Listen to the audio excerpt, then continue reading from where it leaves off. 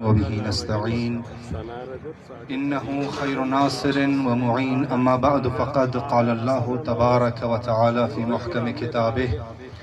بسم الله الرحمن الرحيم لا تظلمون ولا تظلمون صدق الله العلي العظيم۔ سب سے پہلے مرکزی رہنما بلوچستان نیشنل پارٹی سردار اختر مینگل جان اور ان کی ٹیم اور ان کے کارکنوں کو میں خراج تحسین پیش کرتا ہوں کہ بہرحال ان سخت حالات میں اور ان مشکل ادوار میں وہ بلوچستان کے حق و حقوق کی اور بلوچستانیوں کے حق و حقوق کے لیے جد و جہد کر رہے ہیں اور اس جد و جہد میں بہت ساری قربانیاں پیش کر رہے ہیں،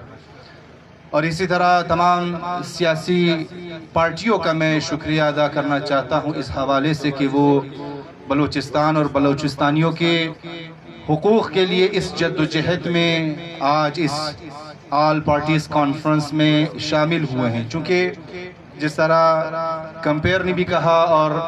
ثنا بلوچ صاحب نے بھی کہا کہ ہمیں تقریر میں کوشش یہ کرنی چاہیے کہ ہم جرنل گفتگو کو چھوڑ کر راہ حل پیش کریں، تو اس حوالے سے میں ایک دو تین پوائنٹس آپ کی خدمت میں بیان کر کے آپ کی زحمات کو تمام کروں گا۔ اللہ تعالیٰ قرآن مجید میں فرماتا ہے کہ لا تظلمون ولا تظلمون، ایک اٹل قانون بیان فرماتا ہے کہ اللہ کے بندوں نے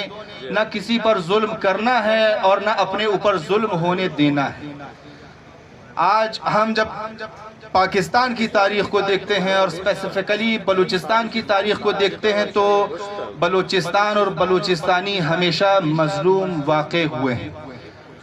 پچھلے 75 سالوں سے بلوچستان کا استحصال کیا جا رہا ہے اور یہ سلسلہ آج تک نہیں رکا۔ ہم اگر اس مسئلے کے اور اس دھرنے کے اور اس جد و جہد کے روٹ کازز کی طرف جائیں تو ایک شخص کس وقت مجبور ہوتا ہے کہ وہ سڑکوں پر اپنے حق و حقوق کے لیے آ کر جد و جہد کرے؟ وہ اس وقت مجبور ہوتا ہے جب اسے اس کے بنیادی حقوق سے محروم رکھا جائے۔ جب بنیادی حقوق سے محروم رکھا جائے تو وہ شخص مجبور ہوتا ہے کہ آ کر گلی کوچے میں اپنا مدعا بیان کرے اور اپنے حق و حقوق کے لیے جد و جہد کرے۔ ان تمام حقوق کو پامال کیا گیا اور جد و جہد کرنے والوں پر کاؤنٹر اسٹریٹجی کے تحت لیبلنگ کی گئی کہ بہرحال یہ بلوچستان کے امن و امان کو خراب کرنا چاہتے ہیں۔ بہت انسان کو شرمندگی کا احساس ہوتا ہے کہ ہم نے کن لوگوں کو اپنے اوپر آ کر مسلط کیا ہے، ہم اس الیکشن میں کس قدر ہم نے خاموشی اختیار کی اور ہمارے اوپر ان لوگوں کو آ کر مسلط کیا گیا ہے جو ہماری جد و جہد کو آ کر اس پر ایک لیبل دیتے ہیں کہ یہ بلوچستان کے امن و امان کو خراب کرنا چاہتے ہیں۔ انتہائی شرم کی بات ہے، جو مینڈیٹ رکھتے تھے انہیں برکنار کیا گیا اور آ کر ایسے لوگوں کو ہم پر مسلط کیا گیا جن کا بلوچستان اور بلوچستانی عوام کے درد اور دکھ سے ذرہ برابر بھی کوئی نصاب اور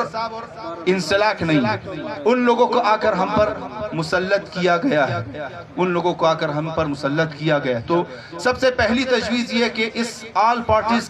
کانفرنس میں جب ہم اور آپ حاضر ہوئے ہیں، پاکستان کی اہم اور بلوچستان کی اہم سیاسی پارٹیاں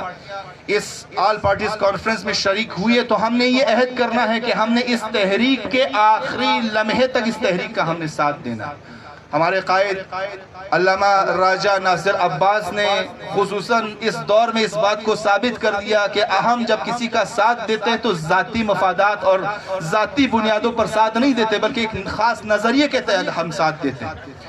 ماضی میں ہم اس انتشار کا شکار رہے ہیں، ماضی میں ہمیں ڈیوائیڈ کیا گیا اور ہم پر رول کیا گیا، ڈیوائیڈ اور رول کی پالیسی کو ہم پر اپلائی کیا گیا۔ آپ سب جانتے ہیں کہ بلوچستان کی سیاست کی بنیاد قومی سیاست ہے، اقوام اپنے اس قومیت کو مد نظر رکھ کر آ کر سیاسی جدوجہد کرتے ہیں اور اسی نقطے سے فائدہ اٹھایا گیا اور ہمیں قوموں میں تقسیم کیا گیا۔ قرآن مجید کیا فرماتا ہے؟ اِنَّا جَعَلْنَاكُمْ قَبَائِلَ وَشُعُوبًا لِتَعَارَفُوا اِنَّ أَكْرَمَكُمْ عِنْدَ اللَّهِ أَتْقَاكُمْ، ہم نے تمہیں قوموں میں تقسیم کیا ہے اس وجہ سے نہیں کہ تم قومیت کو بنیاد بنا کر انتشار کا شکار رہو، بلکہ اس وجہ سے تاکہ تم اپنی پہچان کرا سکو۔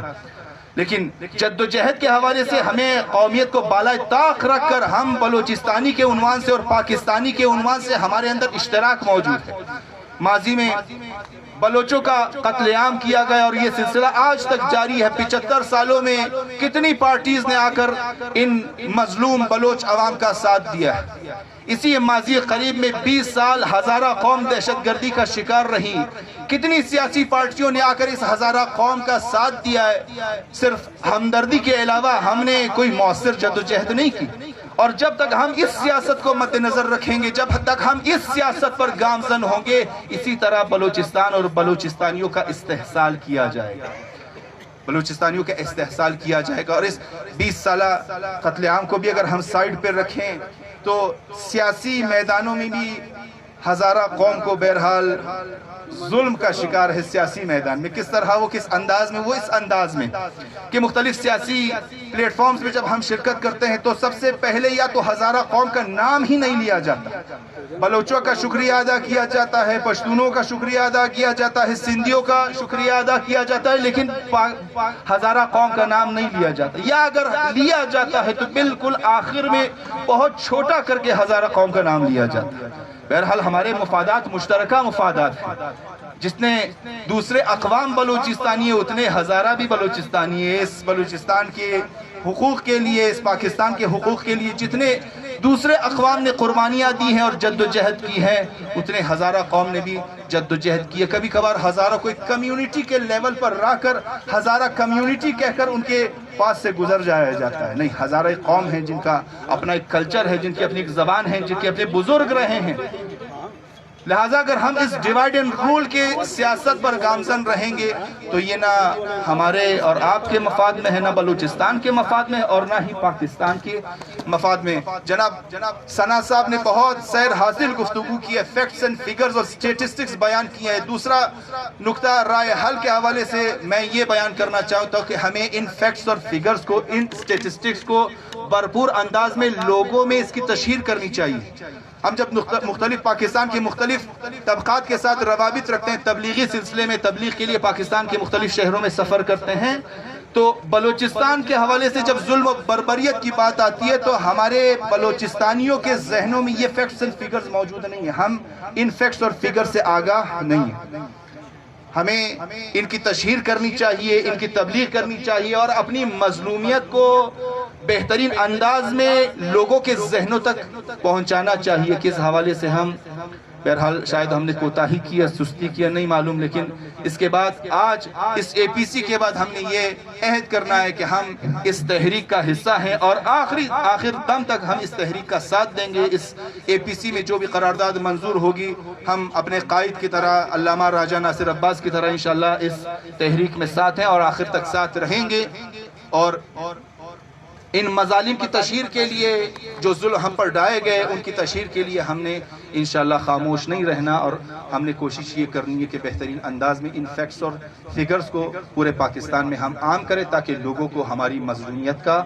اندازہ ہو۔ اسی حد تک میں اکتفا کرتا ہوں۔ الحمدللہ رب العالمین۔